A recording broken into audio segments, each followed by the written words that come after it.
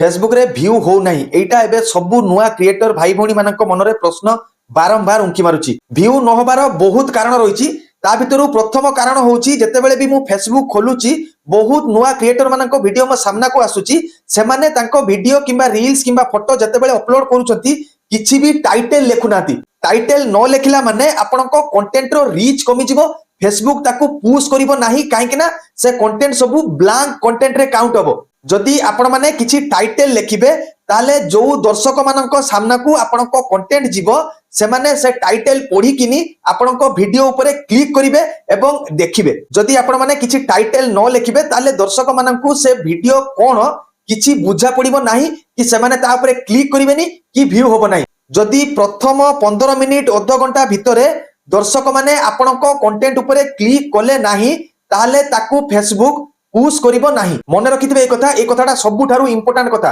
आउ टाइटल सबु बेले केची टाइटल लेखंतु जेमिति दर्शक माननकु पढिला माने वीडियो ऊपर क्लिक करिया पई इच्छा हबो। द्वितीय कारण होची बहुत नुआ क्रिएटर एमिति अछंती टाइटल लेखुचंती किंतु किछि हैशटैग दउनाती।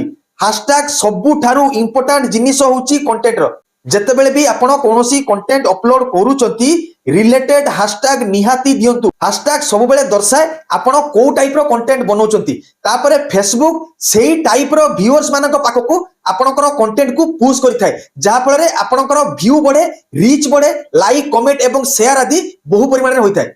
कारण मु जदि कॉमेडी वीडियो न देखे फेसबुक मो पाखकु कॉमेडी वीडियो पुश करिवो नाही। मते जो टाइप रो वीडियो देखिबा को भल लागे मु सेही टाइप रो वीडियो को बारंबार देखे एवं फेसबुक मो पाखकु सेही टाइप रो वीडियो पुश करे। फेसबुक सेते बेले पुश करिवो जेते बेले आपण आपनको कंटेंट रे हैशटैग यूज करिवे। जदि हैशटैग यूज न करिवे आपनको कंटेंट को फेसबुक पुश करिवो नाही।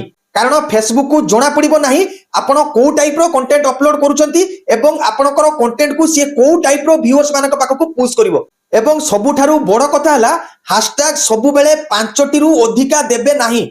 5टी रु अधिका देबे माने से हैशटैग स्पैमी काउंट होइथाय। फेसबुक रो नुआ अपडेट रे एटा मेंशन अछि। आपण माने जदि देखिबा को चाहुचंती फेसबुक फॉर क्रिएटर फेसबुक रो ऑफिशियल पेज 10-15 दिन आगु फेसबुक निजे पोस्ट करिछि कि कंटेंट अपलोड कला बेले मैक्सिमम 5टी हैशटैग देबे ताठू अधिक देबे नाही। देले फेसबुक आपनको कंटेंट को पुश करिवो नाही। आउ कोनोसी भी वायरल हैशटैग आपनको कंटेंट रे यूज करिवे नाही जोटा आपनको कंटेंट को रिलेट करू नथुबो। थर्ड कारण होची जेतेबेले भी आपण कंटेंट बनौचंती कंटेंट रो क्लैरिटी रखंतु आगो। जेमिति वीडियो फोटो रील सबु भलो देखा जाउथबो क्लियर देखा जाउथबो ताहले जाई कि फेसबुक ताको पुश करिवो। फेसबुक रो पुनी गोटे नुआ अपडेट आछि जदि आपणको कंटेंट 1080 पिक्सेल रु कम हबो ताहले आपणको कंटेंट रो रीच कमी जिवो। आउ गोटे इंपोर्टेंट कथा मन रखिबे फेसबुक रे केही बेले इनिशियल स्टेज रे व्यू हुए नाही। आपनको मेहनत करिया पई पड़िबो। सबु दिन 3-4टा 5टा कंटेंट अपलोड करिया पई पड़िबो ताहले जाइकिनी आपणकर गोटे कंटेंट जते बेले व्यू होबा स्टार्ट हबो आपण लेखि कि रखंतु आपणकर सबु कंटेंट व्यू होबा स्टार्ट हबो।